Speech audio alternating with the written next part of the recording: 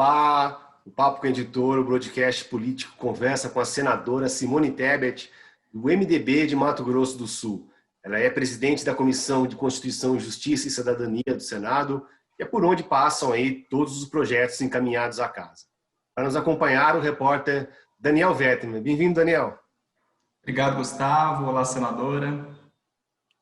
Oi, Daniel, Gustavo. Muito obrigada pelo convite. Muito bem-vinda, senhora, e muito obrigado por nos atender e aceitar esse convite. Eu que agradeço, é uma honra poder estar aqui batendo um papo com vocês. Legal. Senadora, vamos falar de reforma administrativa, né? O governo enviou ao Congresso uma proposta de reforma administrativa, incluindo municípios, aí, outros poderes. A medida vai passar com esse alcance, ou os parlamentares vão restringir para servidores da União, só para servidores da União? Como foi feito aí na reforma da Previdência? Olha, Gustavo, talvez eu vá um pouquinho na contramão de tudo que eu tenho lido por aí, de algumas análises feitas por cientistas políticos, economistas, né? Eu já estou na política há algum tempo, eu sou professora universitária, eu acompanho a questão das reformas do Estado já há pelo menos 20 anos. E já vi que nós caímos inúmeras vezes em inúmeras armadilhas, quando quisemos tudo e praticamente não alcançamos nada. Especificamente na reforma tributária, eu me lembro de pelo menos 4 momentos da história fundamentais em que nós perdemos a oportunidade de aprovar uma reforma tributária possível quando objetivamos alcançar o todo. E eu faço esse paralelo em relação à reforma administrativa. Por incrível que pareça, a sensação que eu tenho é que desta vez, o governo acertou. Diferentemente da reforma tributária, onde sequer, através, seja da PEC 45, da 110, ou mesmo das propostas a serem acopladas pelo governo federal em relação à tributária, e com isso não se consegue construir nada, a não ser um Frankenstein. No caso na reforma administrativa, o governo percebeu que as linhas mestres teriam como tem que ser apresentadas pelo governo federal, o alicerce, a espinha dorsal, e quem vai efetivamente construir, analisando, ouvindo a sociedade, fazendo audiências públicas, ouvindo os setores interessados, é o Congresso Nacional. Então, o que o governo fez? Olha, é impossível olhar para trás, é impossível atingir direitos adquiridos, nós só vamos judicializar processos, vamos fazer um corte temporal daqui para frente. E o daqui para frente, vamos ver agora quais são as armadilhas que empacam, que impedem o processo. Vamos deixar os poderes para determinar, para um momento posterior, para o Congresso Nacional decidir se inclui ou não através de emenda constitucional. E sim, é possível, o Congresso não tem vício de iniciativa, PECs, né? Não tem, emendas constitucionais podem ser apresentadas por qualquer parlamentar, qualquer deputado e qualquer senador. Então, eu acho que o governo trouxe no tamanho certo a reforma administrativa que ele achava, que ele acha que é a ideal. Agora, respondendo de forma bem objetiva a sua pergunta, Gustavo, não acredito que a reforma saia do jeito que entrou, em hipótese alguma. Tem muitas coisas boas, tem algo que realmente avança, mas tem algumas questões que precisam ser muito bem trabalhadas. Primeiro ponto que eu acho que é muito importante mencionar e que nós precisamos trabalhar muito bem essa questão. O servidor público não é o vilão dessa história e tem que ser tratado com todo respeito. O que nós temos que discutir é que tamanho de Estado nós queremos. Se esse Estado pesado, né, esse paquiderme que existe hoje é realmente o que vai fazer o Brasil deslanchar rumo ao desenvolvimento ou se o Estado pesado, como hoje, só faz com que o Brasil gire em torno de si mesmo, num giro de 360 graus. Então, essa pergunta que tem que ser feita. A partir daí, tudo que o Congresso Nacional fizer, eu não tenho dúvida, vai ser em comum acordo com a sociedade brasileira e com todos os entes interessados. Agora, senadora, a senhora acredita que é viável acabar com a estabilidade para alguns servidores, como foi desenhado na proposta do governo, deixando ali carreiras típicas de estados, como os auditores fiscais, com essa garantia? Porque a grande pergunta que se faz é como vai ser o ajuste dessa reforma para garantir justiça para os servidores e também para a população em geral, né? É possível. Eu acho que, primeiro, que qualquer tema, qualquer questão pode ser discutida ou rediscutida no Brasil. A estabilidade é uma delas. Eu sou a favor da estabilidade para as carreiras típicas de Estado, extensível, inclusive, a alguns setores que podem ser considerados, para fim de estabilidade, carreiras típicas. Então, a gente vai precisar rediscutir o que é carreira típica de Estado, começa por aí. E sim, lembrar que a estabilidade não é um privilégio nem um direito do servidor, né? É uma proteção, é uma prerrogativa que o servidor tem que ter para exercer bem a sua função pública e não ficar sujeito a interferências não republicanas, a interferências que não sejam públicas dos seus chefes ou dos governantes de plantão. Então, todo aquele servidor que precisa, para bem desempenhar a sua função, dessa independência, no sentido de ter a liberdade, com a caneta na mão, poder decidir de acordo com o que ele acha que é o interesse público, ele tem que ter, sim, uma espécie de estabilidade. Agora, nós podemos fazer regramentos, nós podemos dosar numa escala que garantia o servidor tem, maior ou menor, de acordo com a sua função e com a sua atribuição. Então, vamos lá. As carreiras típicas de Estado, e aí inclui, nós não podemos esquecer, a própria polícia como um todo, né? Ministério Público, o próprio judiciário, diplomatas, etc., precisam de estabilidade. O servidor público, o servidor administrativo, daqui para frente, né? Porque o para trás já está direito adquirido. É possível rever essa estabilidade? A resposta é sim. Né? Se essa estabilidade está sendo nociva, se ela está servindo apenas para fazer com que o servidor se acomode no cargo. Mas mais do que a questão da estabilidade, a última reforma administrativa, salvo me engano, foi em 95, já vai-se 25 anos na época do Fernando Henrique, e depois, não sei se foi nela ou se foi depois, nós já estabelecemos um terceiro critério de avaliação desse servidor público estável, que além de poder ser mandado embora por culpa própria ou por sentença judicial transitada em julgado, nós colocamos ali, olha, não é justo ele passar num concurso, ter estabilidade e se acomodar no cargo. Ele presta um serviço público, uma função pública. Então, ele precisaria e ele precisa ser avaliado periodicamente. Mais importante do que se discutir fim ou não da estabilidade é fazer uma avaliação realmente para valer, de tempos em tempos, para ver se esse servidor ainda cumpre bem a sua função. E se não cumprir, se não estiver pronto, preparado, atualizado, capacitado, ele poder ser mandado embora. Isso vale tanto ou mais do que a questão do fim da estabilidade. Senadora, um dos assuntos aí que vem sendo postergado no Congresso, né, as sessões do Congresso vêm sendo adiadas, é a questão, e esse assunto também, né, é a questão do veto do presidente Jair Bolsonaro à desoneração da folha salarial. A derrubada desse veto já é certa, senadora, ou o governo ainda tenta negociar para trocar em algum outro ponto com deputados e senadores? A derrubada desse veto já é certa. Eu não tenho dúvida que, se não a semana que vem, na próxima, nós estaríamos derrubando e com quase que a unanimidade dos votos dos senadores. Eu não posso falar pela Câmara e quantos votos seriam, mas no Senado nós temos o termômetro, conversamos com os colegas. Infelizmente, esta é mais uma questão que ficou contaminada por essa falta de planejamento, essa falta de um plano nacional de desenvolvimento do governo. E não é só desse governo, de todos os governos. Afinal, onde nós queremos chegar? Quer dizer, nós sabemos até onde queremos chegar, infelizmente não sabemos como fazê-lo. Né? E aí todas as reformas têm sido contaminadas por essas questões pontuais ou conjecturais. Você não tem um molde estrutural. Esse exemplo da desoneração dá para atrelar essa questão, Gustavo, da desoneração com a própria dúvida agora se a reforma tributária sai ou não do papel. Toda vez que o governo precisa gastar mais, toda vez que o governo precisa investir mais, ele busca alternativas, a meu ver, equivocadas para poder compensar, e com isso contamina o processo legislativo, o avanço da legislação e o avanço das reformas. A reforma tributária, que tem tudo a ver com a desoneração, passou por isso. Todo mundo começou o ano falando o seguinte: aprovamos a previdenciária, agora é a vez da mãe das reformas, que é a reforma tributária. Todo mundo veio com uma euforia. Eu falava desde o começo, eu tive com o ministro Paulo Guedes, falei: ministro, não existe reforma tributária sem o dedo, sem a espinha dorsal, sem a linha mestre do governo federal. quais são as linhas mestres.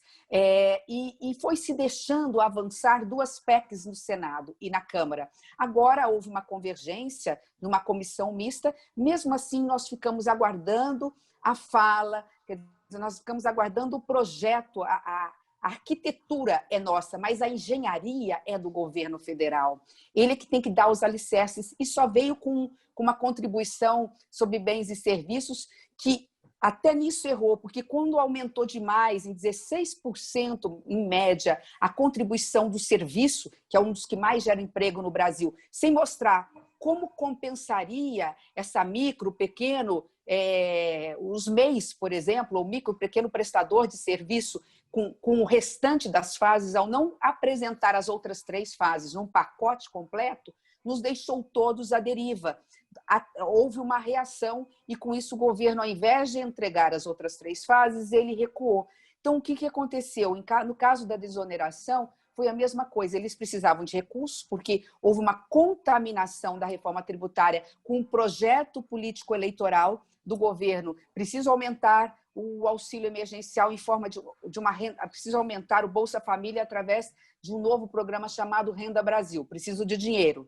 Preciso desonerar a folha em todos os setores. É óbvio que nós queremos isso, mas como fazer diante de uma crise financeira? Preciso criar um fundo de compensação para estados e municípios produtores que vão perder muito com a unificação dos impostos federais. Então, quando tudo isso foi colocado no cesto, todas essas maçãs foram colocadas nesse cesto, se viu que não se tinha dinheiro suficiente. Aí o argumento que foi feito o seguinte: vamos criar novamente a CPMF, embora digam que não, é uma CPMF disfarçada, passaram batom na CPMF para disfarçar aquilo que o povo rechaçou já no passado e que o Congresso Nacional não vai aprovar. Para quê? Qual foi a desculpa, o argumento? Não, é que nós vamos ampliar a base da desoneração. E aí contaminou, inclusive, o processo, fez com que o presidente vetasse para poder barganhar, no bom sentido, legítimo, republicano, da barganha política em alto nível, mas não conhecendo a realidade política, né? Lá não, todo mundo faz conta. Olha, se nós estamos numa crise, vamos pelo menos prorrogar os 17 setores que estão desonerados, e o ano que vem, quando nós tivermos, sim, vamos ter que desonerar para 2022, 2023 e daí por diante, nós vamos tentar incorporar outros setores que hoje estão onerados. Agora, nessa negociação, nessa barganha, como a senhora se referiu, senador, o governo até sinalizou uma possibilidade de acordo para derrubar esse veto. Ainda não se sabe em troca de quê ou como. Mas se o Planalto acabar apoiando a desoneração para esses setores em 2021, a senhora acredita que facilita o ambiente para ele aprovar outras medidas, como as PECs do ministro Paulo Guedes, que tramitam aí no Senado? Não, eu entendo que o governo chegou tarde e chegou errado nessa questão. Tarde porque ele sabe que já perdeu, que o veto vai ser derrubado, negociando-se ou não. É óbvio que alguns governistas podem querer atender um pedido do presidente da República e não votar pela derrubada. Mas a derrubada do veto, ela não vai ser dada pela oposição, nem pelos parlamentares independentes como eu. Ela vai ser dada também por governistas, porque nós temos que entender a realidade do país. Nós estamos diante de um desemprego recorde que só não é maior porque os desalentados pararam de procurar emprego e as estatísticas, infelizmente, que hoje são feitas pelo IBGE em relação à taxa de desemprego, ela não inclui aqueles que pararam de procurar emprego. Então, o desemprego, a pobreza, a desigualdade social, ela é muito maior do que era, por exemplo, ano passado. Isso não é culpa do governo, nós fomos atropelados por uma jamanta, né? Fomos atropelados por acontecimentos imprevisíveis, como foi a pandemia. Então, o governo sabe que já perdeu em relação a esse veto. Ele não precisa barganhar, nem precisa falar, mas eu quero em troca a reforma tributária ou a reforma administrativa. Ele não precisa dizer isso, como eu vi recentemente alguma coisa na imprensa, porque esse é o nosso papel, essa é a nossa obrigação.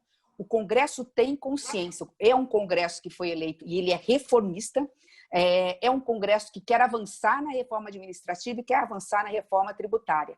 E nesse aspecto, Daniel, se você me permitir, né, eu acho que não é uma coisa ou outra, as duas têm que andar concomitante, mas nós não podemos, repito, cair na armadilha do passado e cometer o erro do passado. Nós não temos que pensar numa reforma ampla e restrita e absoluta. Nós temos que pensar, tanto na administrativa quanto na tributária, nas reformas mais amplas possíveis. E o possível, de repente, na tributária, neste momento, seja desburocratizar, unificar os impostos federais através do IVA federal e deixar, quem sabe, para o ano que vem, a questão, que é o que o ministro Guedes propôs antes, que é o IVA dual, a unificação de ISS e ICMS. Eu faço parte da comissão e vejo que não tem acordo, e recentemente vi a secretária Vanessa Canado dizer, olha, não tem dinheiro para o Fundo Constitucional, são 48 a 50 bi por ano para compensar estados. Ora, se não tem dinheiro, acabou a conversa. Não vai ter unificação de impostos estaduais, se for essa realmente a palavra final do governo, porque os estados perdedores não vão abrir mão, obviamente, sob pena de quebrarem os seus estados. Então, eu acho que nós temos que trabalhar com as duas reformas, avançar no que é possível, ao invés de avançarmos duas casas, vamos avançar paulatinamente, de casa em casa, e nós temos condições, com isso, de estar dando respostas certas para um momento tão grave que o Brasil está atravessando. Senadora, a senhora citou aí algumas vezes o ministro Paulo Guedes, citou conversas com ele. O ministro falou que vai ficar aí mais recolhido, né, na articulação com o Congresso, isso depois de uma série de atritos que teve aí com o parlamento, principalmente com a Câmara, enfim, com o presidente o Rodrigo Maia. Que efeitos que esse comportamento do ministro tiveram e podem ter na agenda econômica do governo e também nessa agenda dentro do Congresso? Nenhuma. Eu acho que faz bem o ministro Paulo Guedes.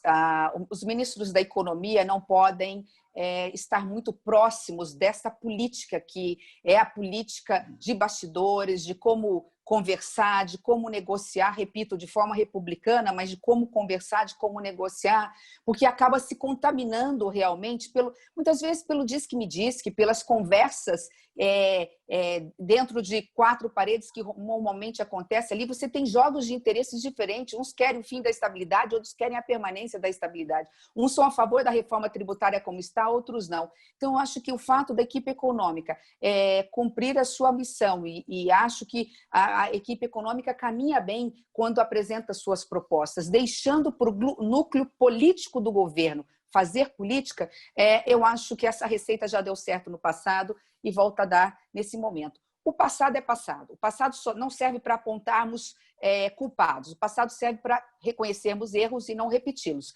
Acho que isso é importante. Então, a partir do momento que agora é olhar para frente, esse olhar para frente, independentemente de rusgas entre A e B, nós temos a consciência, de forma prática, que o Congresso Nacional tem uma sinergia com a pauta econômica do presidente Bolsonaro. Ou seja, é um Congresso hoje mais liberal na economia, pode até ser mais progressista na pauta de costumes do que esse governo, isso é uma outra história, mas na pauta econômica eu percebo, pelo menos no Senado Federal, repito, eu não posso falar pela Câmara, mas há um sentimento também muito particular, desculpe se estiver errada em relação à Câmara também nesse sentido, de que a agenda econômica do governo federal é muito próxima do que pensa o Senado Federal. Ainda na agenda econômica, senador, o teto de gastos virou uma grande questão para ser resolvida e também virou um empecilho para as pretensões políticas do presidente Jair Bolsonaro. Na sua avaliação, o presidente vai ter que escolher entre popularidade e teto de gastos, ou, mais ainda, entre a popularidade e a sua pretensão de reeleição e a permanência do ministro Paulo Guedes no governo? Olha, eu vou fazer uma ligação com algo que li ontem, mas eu peço desculpas porque eu não li isso. Eu concluí, quer dizer, eu fui além daquilo que eu vi ontem pelos grandes veículos de comunicação, inclusive no Estadão. eu faço um paralelo com essa questão da discussão de ontem do aumento dos preços. Todo mundo está dizendo assim, o aumento dos preços da cesta básica se deu pelo aumento do auxílio emergencial, então mais gente com dinheiro para comprar a cesta básica, entre safra. Isso não é desculpa, porque isso sempre foi, todo ano nós temos aquele período de seca onde se produz menos leite e tudo mais.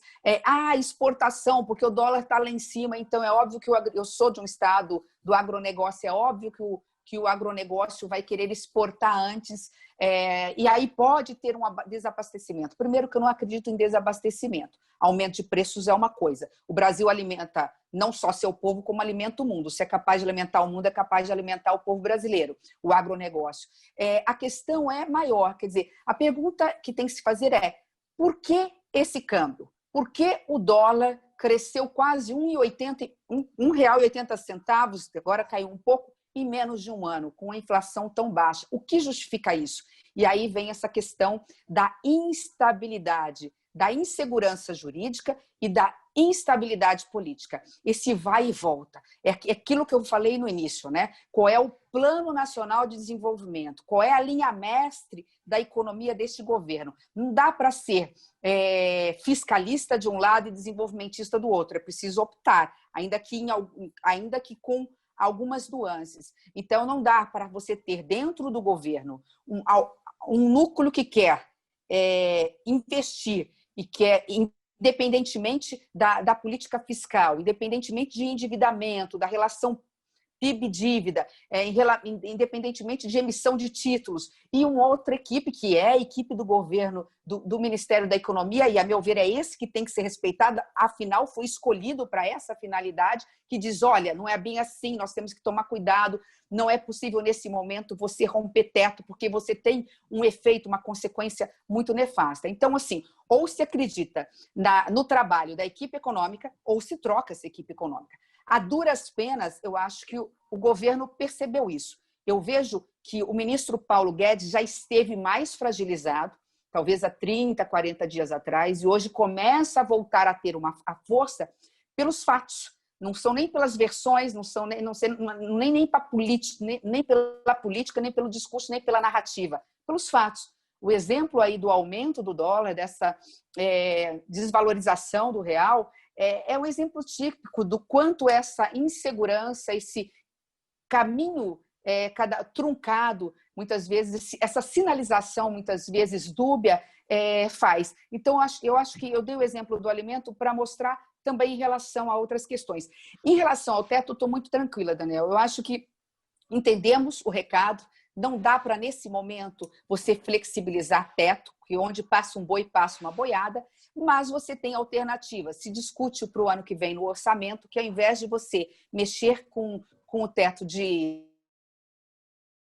excepcionalmente, mas isso tem que ser muito bem trabalhado, flexibilizar a meta fiscal. Quer dizer, o déficit poderia, em determinados momentos excepcionais, ano que vem, do orçamento, quando há frustração de receita, você criar créditos extraordinários é uma coisa, mas também você poder, com base nisso, falar, bom, o déficit fiscal que estaria previsto negativo em 100, vai ser 110, vai ser 120, porque o momento pós-pandemia vai exigir, obviamente, essa flexibilização. E acho que isso não vai impactar negativamente o mercado, porque é óbvio que o mercado vai estar atento a ver se isso foi uma oportunidade de se gastar mais ou uma necessidade de se gastar mais. Se houver necessidade, todos os atores vão entender, porque o ano que vem o rastro, a pandemia sanitária está passando, mas o rastro negativo, quer dizer, os efeitos nefastos para a economia ainda estão por vir. Eu estou eu diria que assim, uma perspectiva muito boa e com uma esperança assim, muito grande de que a vacina vai vir e de que nós estaremos em breve nas ruas voltando ao trabalho, mas muito preocupada com essa consequência econômica.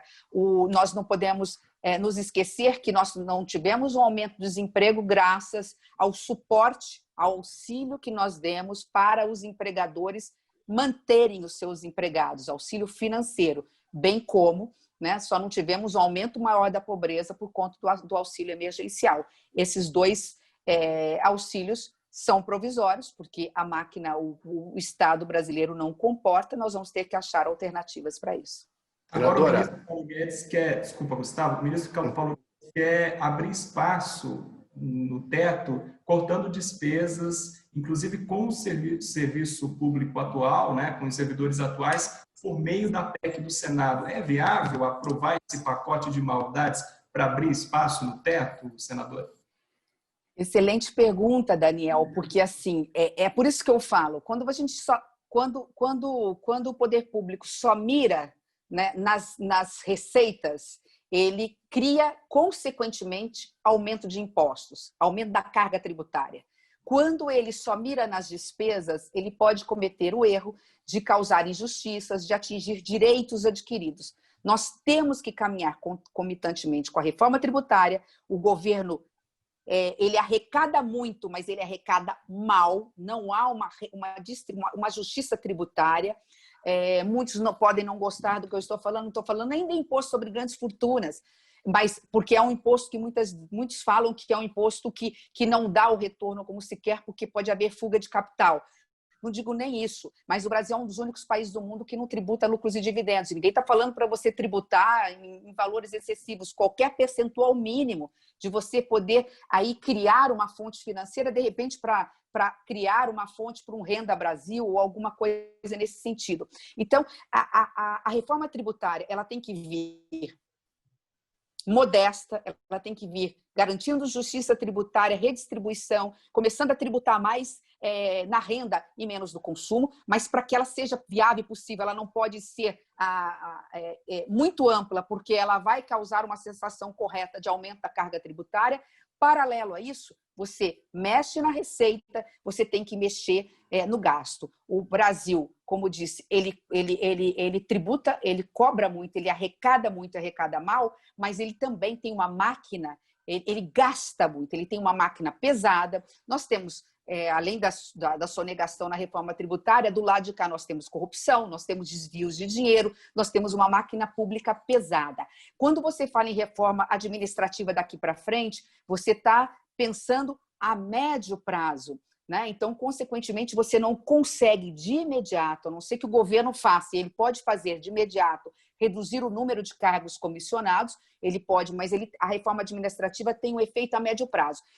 Então, além dessas duas, como é que você pode, de imediato, cortar despesas? Para isso, existem duas PECs. No Senado está na minha comissão, que na realidade vão ser unificadas em uma. Lá atrás eu havia falado que eu não havia entendido, porque a primeira é A segunda é exatamente A mais B. Então, assim, para que dois desgastes, duas votações, se a segunda era cópia da primeira com mais, como você falou, mais maldades? Então, houve agora um consenso, parece-me que isso vai ser unificado numa única proposta que hoje está na mão do senador Márcio Bittar. Ela, nesse aspecto, a meu ver, de forma errada, diferente da reforma administrativa, ela tentou colocar bodes na sala, tentou se colocar o máximo possível, alcançar o máximo possível de interesses a serem atingidos pelo governo federal, e aí ela ficou paralisada por conta disso na Comissão de Constituição e Justiça. Entre outras coisas, contaminou o processo, querer extinguir quase ou mais de 800 municípios no Brasil. Num ano de eleição municipal, alguém acredita que nós vamos conseguir ou fazer essa discussão com a sociedade, de perguntar lá para o cidadão que mora no menor município de 1.000, 1.500, 2.000 eleitores ou cidadãos, que se ele quer ou não, né, pertencer ao município A e B, porque seu município vai ser extinto. Então, a PEC emergencial, essa PEC que está tramitando, ela é possível de avançar, só que ela não vai ser, a meu ver, da forma como o governo quer.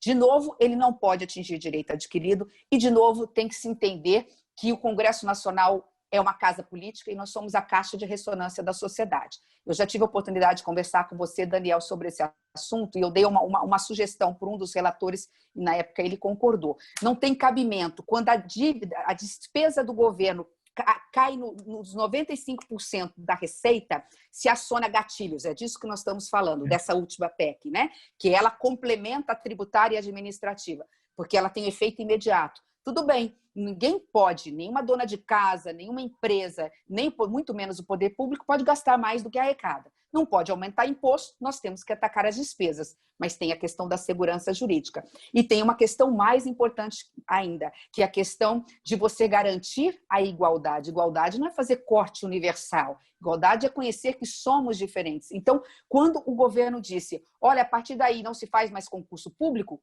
tudo bem, não se vai ter promoções, sem nenhum problema, são 2 anos, cada um tem que estar a sua parcela de contribuição. Mas quando ele fala, e vai haver um corte salarial de 25% do salário do trabalhador, além de ter um problema jurídico de possível inconstitucionalidade, você tem algo mais grave ainda, que é o Brasil, ou o governo não conhecer o Brasil.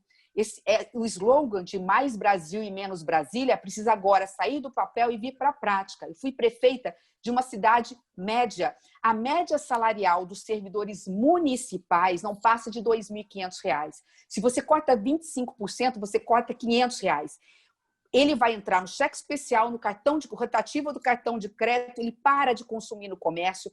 Eu diria que 70%, que eu estou chutando percentual, dos municípios brasileiros dependem do salário do servidor, é o que gira, o que faz girar. Então, além de recessivo esse corte, ele ainda esbarra na questão jurídica. Agora, ele tem razão. É possível, de repente, você falar em corte de 25% de quem ganha acima de 15 mil, de quem ganha 20 mil, do salário de um parlamentar? Sim, nós podemos discutir isso. Agora, nós não podemos colocar no mesmo balaio, na mesma cesta, aqueles que são desiguais. Então, mas esse é o papel do Congresso Nacional. A PEC pode avançar? Pode. O governo só tem que entender que, uma vez que a proposta do governo ela entra dentro do Congresso Nacional, ela passa a ser do Brasil, ela não passa a ser mais do governo. E o papel do Congresso Nacional é lapidar, é tirar os excessos, é expor à luz o melhor projeto, a melhor lei que atenda realmente a um projeto coletivo de país. Senadora, a gente está falando aqui há bastante tempo já e a gente está quase indo para o final da nossa entrevista e a gente não falou mais de política pura, né? Vamos falar da questão da reeleição. O presidente do Senado, Davi Alcolumbre, trabalha para ser reeleito no comando aí da casa, busca o aval do Supremo e também tem uma PEC que tramita na casa. Os senadores vão encarar essa discussão ou a senhora acha que isso não deve ser agora? Sabe? Bom, primeiro, Gustavo, acho que tem 2 observações, eu faço de forma bem objetiva, que acho que já falei bastante aqui. Primeiro, no aspecto jurídico, né? A Constituição é muito clara. Ela proíbe hoje, o texto literal da Constituição, ela proíbe hoje que um presidente da Câmara dos Deputados e dos Senadores, na mesma legislatura, nesses 4 anos, portanto, de Senado, ele possa ser reeleito. Para isso, portanto, e com isso eu quero dizer que a discussão ela é uma discussão da política, não do direito. Portanto, não do Supremo Tribunal Federal. Quer dizer, o Supremo Tribunal Federal, obviamente que ele vai interpretar a Constituição, mas como fugir do texto claro, literal da Constituição? Essa é uma questão interna corporis, é uma questão do Congresso Nacional. E aí, nesse aspecto, em relação à PEC, eu sou a favor de qualquer parlamentar pode apresentar qualquer projeto dentro do Congresso Nacional. Pois mais absurdo que você, que eu ou que o cidadão possa achar, é direito, isso faz parte da democracia. O que nós não podemos, ou seja, qualquer projeto pode entrar, mas não é qualquer projeto que pode sair. Nós temos um processo legislativo, que é o devido processo legislativo, às vezes demorado, muitas vezes as pessoas não entendem, mas exatamente porque ali nós fazemos um filtro em relação à constitucionalidade, um filtro em relação à juridicidade, mas principalmente um filtro em relação. É isso que a sociedade brasileira quer e é isso que é fazer política. Então, e a senhora tem as respostas, senadora, para essas perguntas? Já? Eu tenho a minha. Né? Na minha visão, qualquer decisão do Supremo que não diga que esta é uma questão interna corporis, porque a Constituição hoje proíbe e que, portanto, através de uma PEC isso seria possível, qualquer interpretação fora disso, a meu ver, é uma interpretação, não é nem extensiva, é uma interpretação criativa, mas é um posicionamento pessoal. Agora, na questão da PEC, aí na discussão da PEC, nós vamos ter que ouvir todos os lados, não dá para você formar uma opinião antes do debate acontecer. né? Eu acho que tem que se dar a oportunidade desse debate. Agora, é importante dizer também, como é que nós construiríamos? Aprovar essa PEC é uma coisa, ela é possível. Agora, essa PEC, ela vale para os atuais membros, presidentes das casas, uma vez que há uma jurisprudência, há legislação muito clara no processo eleitoral, não se altera a lei eleitoral, a não ser com um ano antes, para evitar, inclusive, que o governante de plantão mude as leis eleitorais, mude as regras do jogo no período eleitoral para ganhar a eleição, nós estaríamos abrindo um precedente nesse sentido? Eu não sei. Agora, eu sou totalmente favorável à discussão de qualquer projeto. De uma forma bem objetiva, eu sou contra a pena de morte, mas eu não posso negar o direito de um parlamentar que veio da sociedade, alguns membros da sociedade são a favor, por mais que eu entenda que a pena de morte seja inconstitucional, eu entendo como advogada, mas como política eu não posso fechar as portas para uma discussão dessa. Então, nesse mesmo sentido, qualquer projeto de lei ou qualquer emenda constitucional pode e deve tramitar no Congresso. Não significa que tenha que ser aprovada, isso tudo vai depender de uma análise mais criteriosa. E dessa disputa para a presidência do Senado, é uma disputa que a senhora pensa ou pretende voltar, tentar mais uma vez, disputar ali na bancada? E eu vou além, senadora, o MDB, a senhora está vendo esse cenário dele voltar ao poder no Congresso? Daniel, essa é uma discussão que nós não estamos travando na bancada do MDB, e nem poderíamos. Seria muita insensibilidade no momento ainda de uma pandemia sanitária sem precedentes, em que nós estamos ainda tentando nos encontrar e tentando achar alternativas imediatas para essa crise econômica avassaladora que já começou e que vai se agravar, infelizmente, ainda no ano de 2021, seria muita insensibilidade, seja de que bancada for, discutir a questão da eleição do Senado Federal. Alguns falam, assim, os senadores que estão há mais tempo na casa, que a eleição do Senado é igual à escolha do Papa, né? Todo mundo só sabe qual é o Papa aclamado depois que a fumacinha branca ela é visível ali na chaminé do Vaticano. Eu acho que há muita água ainda para rolar, eu acho que está apenas começando esse processo. Repito, está antecipado. Essa discussão ela tem que ser feita no final de novembro, início de dezembro, que é antes de nós entrarmos em recesso, muitas vezes até depois disso. O mês de janeiro, normalmente, é um mês de muita conversa política para que a gente possa chegar no processo ideal. Seja qual for o candidato, seja quem for o escolhido, seja qual for a bancada que apresente candidatos, a única certeza que eu tenho é que hoje a Constituição proíbe a reeleição e que, se houver a vontade do Senado Federal ou mesmo da Câmara de que essa regra mude e que se permita a reeleição, nós só poderemos fazê-lo através de uma emenda constitucional, levando ainda a uma outra questão: como fazer para alterar essa regra, que também é praticamente absoluta, de que há um princípio da anualidade, aí, um princípio da anterioridade, que é preciso garantir um ano antes para não se mudar as regras de jogo para se beneficiar quem está no poder. Mas isso é possível de ser discutido e possível de ser analisado no momento oportuno. Senadora, eu queria agradecer muito a presença da senhora aqui no Papo Editor. Eu queria agradecer ao meu companheiro aqui, meu colega Daniel Vetterman. Queria agradecer ao Cláudio da Luz, que está fazendo nossa ponte aqui entre nós três. E queria agradecer a você que está nos acompanhando aqui e convidar até o próximo Papo com o Editor. Muito obrigado e até a próxima semana. Eu que agradeço. Muito obrigada.